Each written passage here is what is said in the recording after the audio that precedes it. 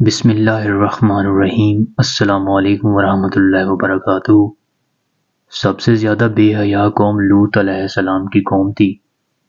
یہ عورتوں کو چھوڑ کر مردوں میں دلچسپی رکھتے تھے، خاص کر مسافروں میں۔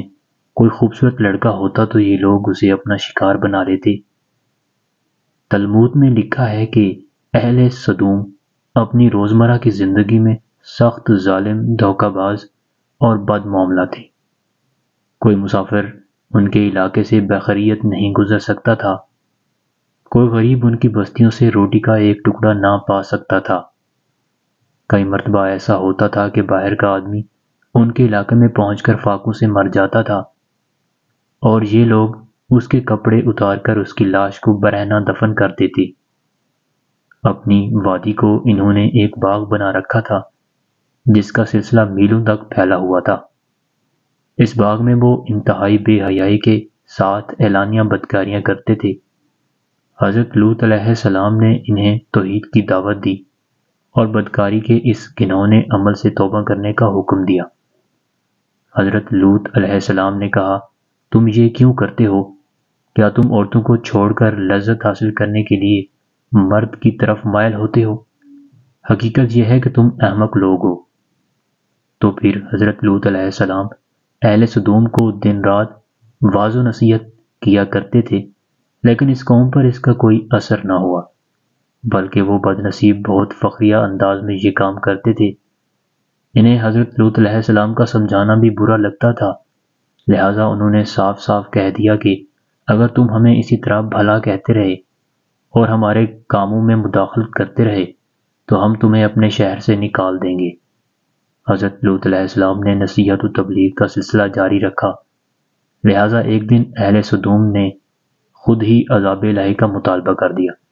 اللہ تعالیٰ نے اب تک ان کے اس بدترین عمل فحاشی اور بدکاری کے باوجود ڈھیل دے رکھی تھی، لیکن جب انہوں نے حضرت لوط علیہ السلام سے ایک دن کہا کہ اگر تم سچے ہو تو ہم پر عذاب لے آؤ، لہٰذا ان پر عذاب الہی کا فیصلہ ہو گیا۔ اللہ نے اپنے خاص فرشتوں کو دنیا کی طرف روانہ کر دیا۔ یہ فرشتے دراصل حضرت میکائیل اور حضرت جبرائیل علیہ السلام تھے۔ پھر یہ فرشتے حضرت لوط علیہ السلام کے گھر تشریف لے آئے۔ حضرت لوط علیہ السلام نے جب ان خوبصورت نوعمر لڑکوں کو دیکھا تو سخت گھبراہٹ اور پریشانی میں مبتلا ہو گئے۔ انہیں یہ خطرہ محسوس ہونے لگا کہ اگر ان کی قوم کے لوگوں نے انہیں دیکھ لیا تو نہ جانے وہ ان کے ساتھ کیا سلوک کریں گے۔ حضرت لوط کی بیوی کا نام وائلہ تھا۔ اس نے آپ پر ایمان نہیں لایا تھا اور وہ دراصل منافقہ تھی۔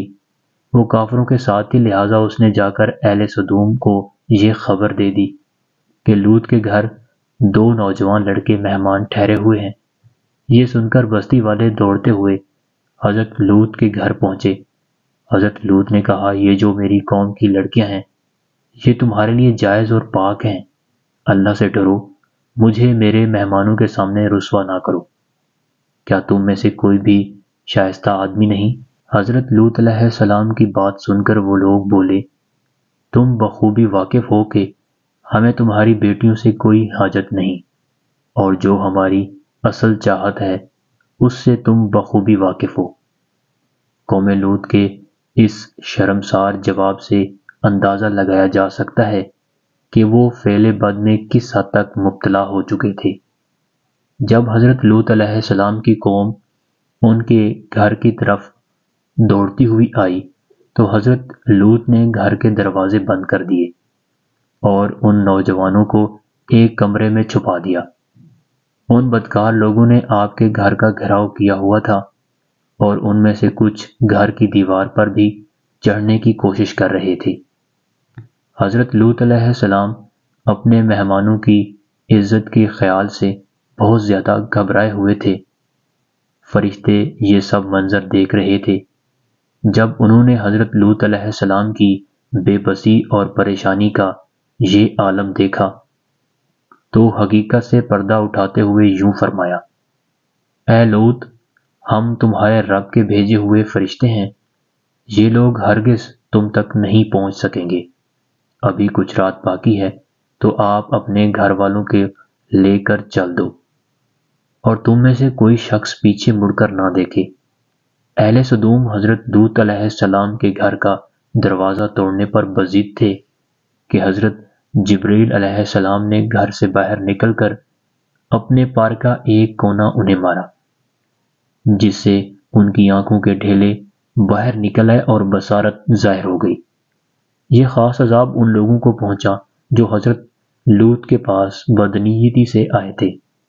حضرت لوط علیہ السلام حقیقت حال جان کر مطمئن ہو گئے اور اپنے گھر والوں کے ساتھ رات کو ہی نکل کھڑے ہوئے، لیکن پھر بھی ان کی بیوی ان کے ساتھ تھی، لیکن کچھ دور جا کر وہ واپس اپنی قوم کی طرف پلٹ گئی اور قوم کے ساتھ جہنم واصل ہو گئی۔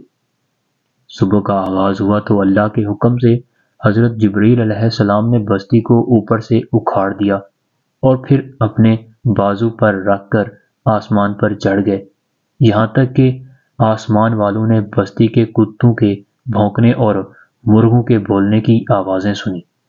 پھر اس بستی کو زمین پر دے مارا، جس کے بعد ان پر پتھروں کی بارش ہوئی۔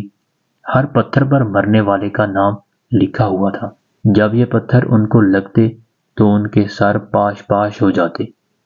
صبح سویرے شروع ہونے والا یہ عذاب اشتراک تک پوری بستی کو نیست و نابود کر چکا تھا۔ قوم لوط کی ان خوبصورت بستیوں کو اللہ نے ایک انتہائی بدبودار اور سیاہ جیل میں تبدیل کر دیا، جس کے پانی سے رہتی دنیا تک کوئی فائدہ نہیں اٹھایا جا سکتا۔ سمندر کے اس حصے میں کوئی جاندار مچھلی، مینڈک وغیرہ زندہ نہیں رہ سکتے، اس لیے اسے ڈیڈ سی یعنی بحر مردار کہا جاتا ہے، جو اسرائیل اور اردن کے درمیان واقع ہے۔ ماہرین آثار نے 10 سالوں کی تحقیق و جستجو کے بعد اس تباہ شدہ شہر کو دریافت کیا تھا۔ تحقیقات سے پتہ چلا تھا کہ اس شہر میں زندگی بالکل ختم ہو چکی ہے۔ شہر کے راستے اور کھنڈرات کو دیکھ کر آرکیالوجسٹ نے یہ اندازہ لگایا کہ جب یہ شہر تباہ ہوا تو اس وقت لوگ روزمرہ کے معاملات اور کاموں میں مشغول تھے، اور جہاں زندگی اچانک ختم ہو گئی تھی، اہل سدوم جنہیں پتھر بنا گیا تھا، ان کے بت ابھی تک بحیرہ مردار کے پاس موجود ہیں، جو لوگوں کے لیے ایک عبرت ہے۔ آج یورپی ممالک میں انسانی آزادی کے نام پر اس بدکاری کی اجازت دی جاتی ہے اور اس فحش عمل کو باعث فخر سمجھا جاتا ہے۔ روایتوں کے مطابق ایک مرتبہ حضرت سلیمان علیہ السلام نے شیطان سے پوچھا کہ اللہ کے نزدیک سب سے بدترین عمل کیا ہے؟ ابلیس بولا، جب مرد مرد سے بدفعلی کرے اور عورت عورت سے خواہش پوری کرے۔ اور مجھے شرم آتی ہے یہ کہتے ہوئے کہ آج ہمارے معاشرے میں یہی سب کچھ چل رہا ہے، بلکہ اس قبیح کام کو قانون کی سرپرستی حاصل ہے۔